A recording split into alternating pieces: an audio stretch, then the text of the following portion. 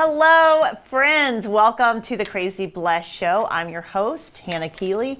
And the Crazy Blessed Show, if you're new here, just letting you know, this is where we take our faith and take it a little further so we can not only step into that blessing of God, but we can step into that crazy blessing of God, because I believe, as probably you believe, that our God is a good God and He is a loving God and He desires to bless His children. So how do we get that blessing? That's what we do here on the Crazy Blessed Show, is we break it down, we make it super simple, and of course, we got to make it fun. Now remember, this is going to help you depending upon how willing and ready you are to receive this information. So let's commit today that we're going to lean in, we're going to learn, we're going to listen, we're going to leverage what we get today to create an abundant life tomorrow. And that's in every area of your life, in your faith, in your family, in your fitness, in your fortress, in your faith, in everything you do. We're going to listen, we're going to lean in, and we're going to get some results today. You with me? You down? Let's get some results. Okay, so what we're talking about today is a pretty heavy topic. So I want you to, you know what you need to wear, right? I want you to come equipped. You got to put on your big kid pants and your steel toe boots. Like, strap those babies up tight, because what we're talking about is demonic influence. What? Hannah, demons? Yeah, baby. We're talking about demons. Because if you don't realize the demonic influence that is going on in your home, in your family, in your emotions, you'll be susceptible to it every time. You will fall for the tricks of the enemy, because he loves to trick you. You will fall for his tricks if you're not aware of it. Like, if you know where the mines are hidden in the minefield, you will avoid them, right? Of course you will. So in life, the enemy loves to put these hidden mines all over the place to steal, kill, and destroy you, just like the Bible tells us. If you're not aware, you'll step right into his traps. So we're not going to let that happen. You with me? We're going to talk about demonic influence, how to recognize it, and how to overcome it. So you ready for this? Because it's going to be a whopper, baby. It's going to be a whopper. So why are we talking about demonic influence? We could talk about God's favor. We could talk about love. We could talk about forgiveness. We could talk about blessing. We could talk about all that stuff, which is what we do. Why talk about demonic influence? Hannah, do you really want to rain on my parade? Do you really want to bring in the storm clouds in this beautiful day? No, baby. I want every day to be beautiful. I want every day to be full of sunshine and happiness and rainbows and lollipops and unicorns. But we can't create that reality if we go through life oblivious to the traps and the tricks of the enemy. So that's why we are diving in to this topic right now. Because here's the deal. A lot of people don't talk about demons. Like, how many messages do you see people talking about on YouTube or from the pulpit at churches or on podcasts about demons? Like, let's avoid that. Let's avoid the icky. And let's just stick with the fun. Well, cool. Let's have fun. But in order to have fun, you have to look at the icky and get it out of your life. So why aren't we talking about demons? Well, because it makes us feel uneasy. A lot of times we don't even want to think they exist. If you ask people, hey, does God exist? They'll say yes. Probably like 99% of people will say there is a God. And are there angels? I bet you just as many people would say they're angels. So are there demons? I don't want to talk about that. Okay, we'll talk about God and angels, but why will we not talk about demons? Because if there is a presence of angels, I'm pretty sure about a third of those angels decided to rebel and join Satan and create that demonic kingdom. So if there's presence of angels, then isn't that proof enough that there's also presence of demons? Like, where did those angels go? The ones that rebelled, the ones that sided with the enemy, where did they go? They might be knocking at your front door. They might be hiding under your bed. They might be striking you every time you get offended at something. They might be alive and well sitting right around your dining room table, and you don't even know about it. You will after this series inside the Crazy Blessed Show. So people don't want to talk about it, but we have to. Romans 5 verse 20. Check this out. Okay, I'm not talking to you, Siri. Okay. Romans 5 verse 20. Siri even recognizes there's demons, y'all. If Siri can recognize their demons, we need to step up to the plate.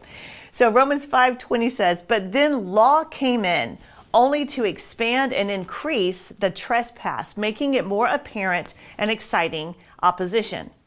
But where sin increased and abounded," say that, sin increases and abounds, "grace, God's unmerited favor, has surpassed it and increased the more and superabounded." So say that, grace superabounds. So here's the deal. We have to realize that where sin increases and abounds, and it does, unless you've been hiding under a rock for the last 3 years, you can look around at this world and see that there's pain, there is frustration, there is confusion, there is sin, there is distress. There is all the evidence of the enemy's work. You don't have to look far to see that, right? So we know we're okay, literally, my watch, I'm about to fling it off of my hand right now. Okay, so we have to realize where there is sin, there is also, in more measure, the grace of God. Why is that? Because sin can never eclipse God. So where sin is, as bad as the sin gets, as bad as the pain gets, as bad as the hatefulness gets, as bad as the confusion gets, as bad as the stress, and yes, stress is sin, as bad as the stress gets, as bad as the depression gets, then the grace of God superabounds in that place. It is always more. The dark can never overcome the light. The light immediately obliterates the dark. So here's the deal. If you talk about God, you have to talk about Satan. You talk about angels, you got to talk about demons. If you got to talk about good, you got to talk about bad, because where bad is, that even draws in more of the presence of God. So we can actually get a greater revelation. Are you tracking with me? We can get a greater revelation of the grace of God when we also have a very clear understanding of the presence of sin and darkness. When we avoid sin and darkness, sometimes that leads to us avoiding a lot of the grace of God. The awareness can actually bring a super awareness of God's grace. So here's what happens. In our current culture, we don't like to talk about demons. But if you're not going to talk about demons, you're not going to talk about Satan. If you're not going to talk about Satan, you're not going to talk about sin. If you're not going to talk about sin, you're not going to talk about grace. If you're not going to talk about grace, then pretty soon, honey buns, you're not going to talk about Jesus. All of a sudden it's like, well, is God real or is he not? And if God is real, I'm sure there's 1,000 and a million ways to get to him. Who needs Jesus? So do you see, we've got to, if we know our faith is secure and confident in a resurrected Jesus, then we also have to understand where the enemy can trap us up so we can operate in that grace. Are you following me? I know this is like a little different from what we usually talk about, but we got to talk about it because people don't want to. And if you don't want to talk about sin, then you're going to gloss over the grace. And I am not going to gloss over the grace, because that grace is amazing, right?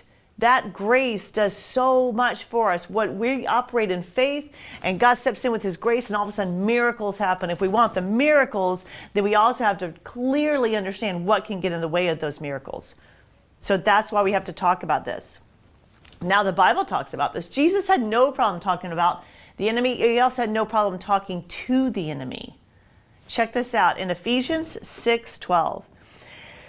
It says, "For we are not wrestling with flesh and blood, contending only with physical opponents, but against the despotisms, against the powers, against the master spirits who are the world rulers of this present darkness, against the spirit forces of wickedness in the heavenly supernatural sphere."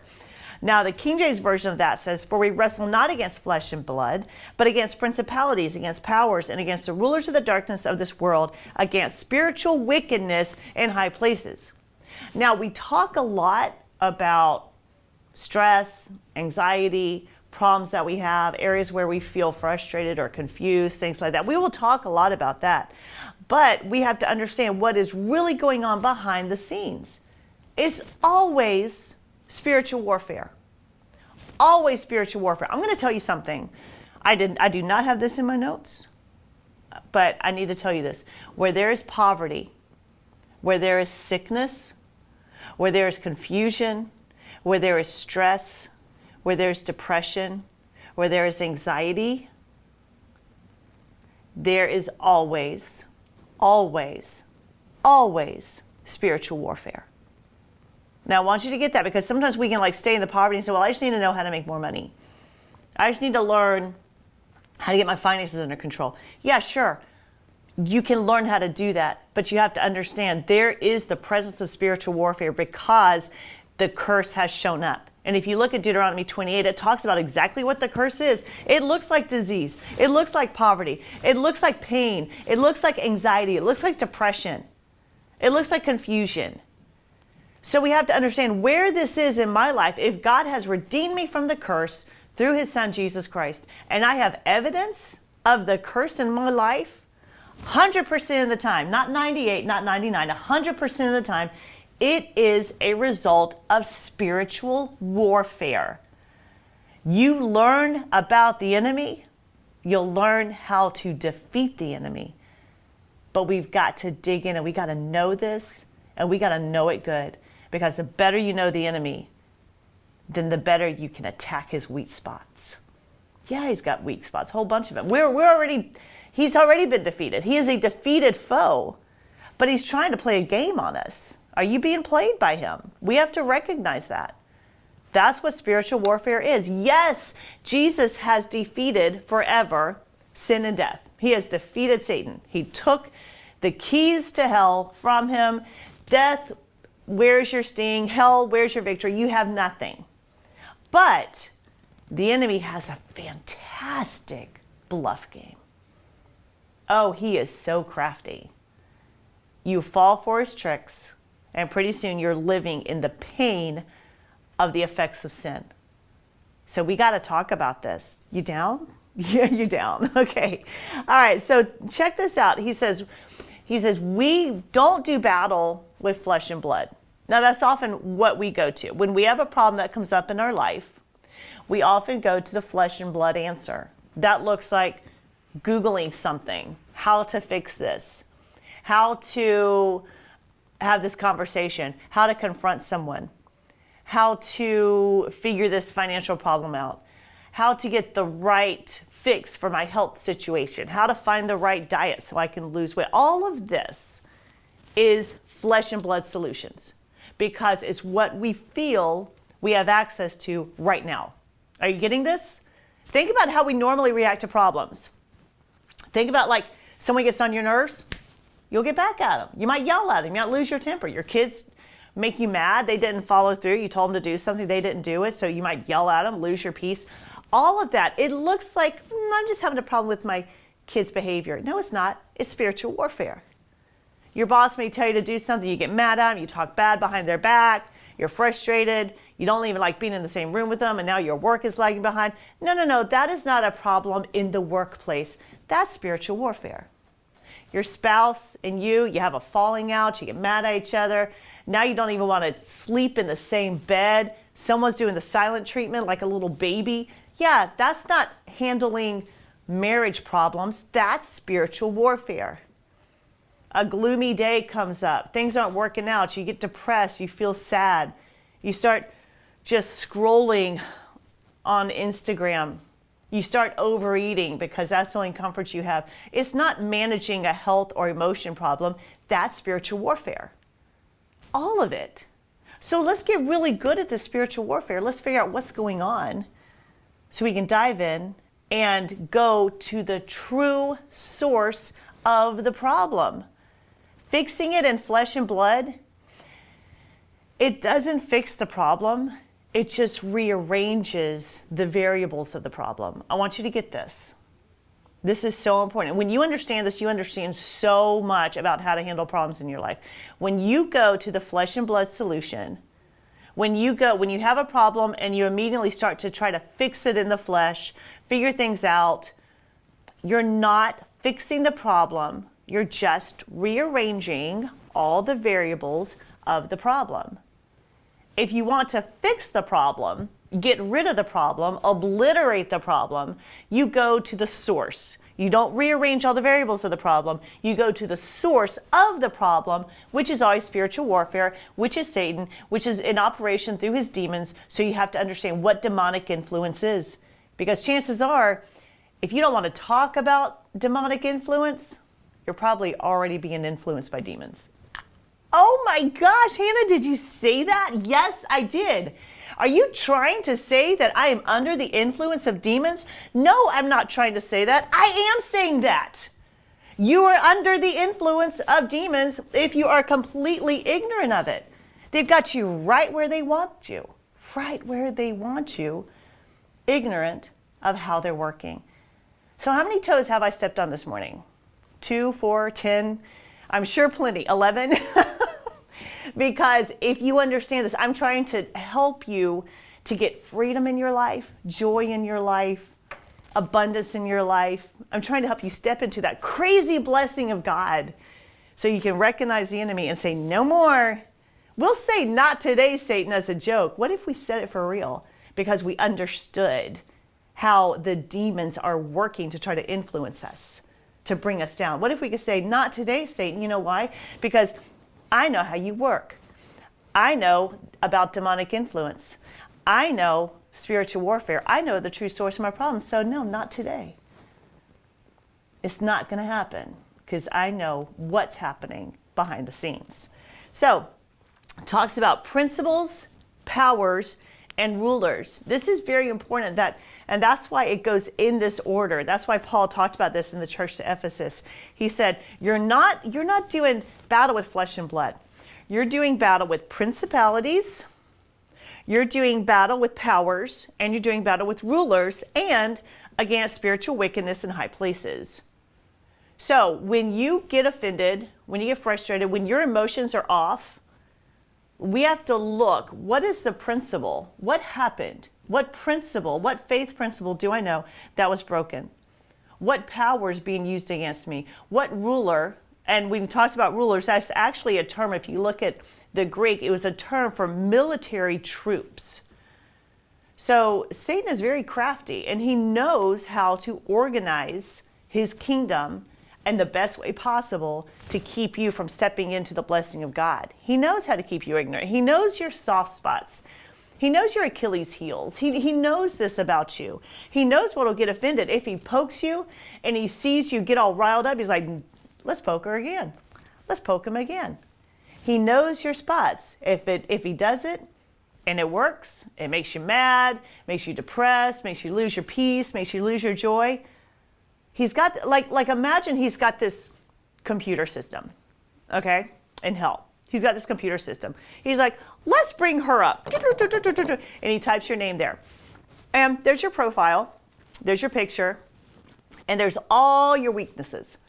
Hey, if we do this, if we send her a bill that she can't pay, she always gets depressed and she starts to eat and she loses her patience with her kids and breaks intimacy with her husband. Perfect. Okay, that'll be our first go-to. Make sure she can't pay a bill. Oh, what's another thing you know what?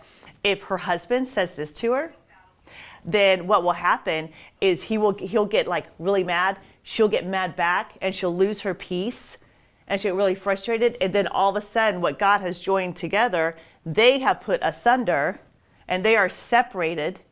And now we have her right where we want her. So he'll put that in there too. So it's this whole computer software. He's got it all programmed on you. They're keeping tabs on you. Satan and the demonic kingdom, they're keeping tabs on you to know what makes you upset, what will make you lose your peace, what will make you step out of your joy. And he'll do it every single time. So I want you to think for a minute. What is inside your account? What's in there? You know yourself. No one knows you better than you. So if Satan pulled up your file on his computer system, let's say his first lieutenant demon, yes sir, pull up the file. Pull the file on him right now. Pulls up the file on you, what would be there? What are the things that tried and true he knows he can get under your skin? What is it? That's our first step in understanding what spiritual warfare is. What is he using to defeat me every time? What is the pattern that he's discovered and he's using and he's manipulating me so that I can stay out of that abundant blessing that God has available to me? That's our first step. You all know what our next step is? I'll tell you about it in the next session of the Crazy Blessed Show. So you got to make sure you see that next episode, because we're going to be unmasking demons, baby. We're going to strip them down, send them out butt naked, and maybe we'll even tar and feather them a little bit. You want to do that? Are you strong enough to do that? You're ready to do that?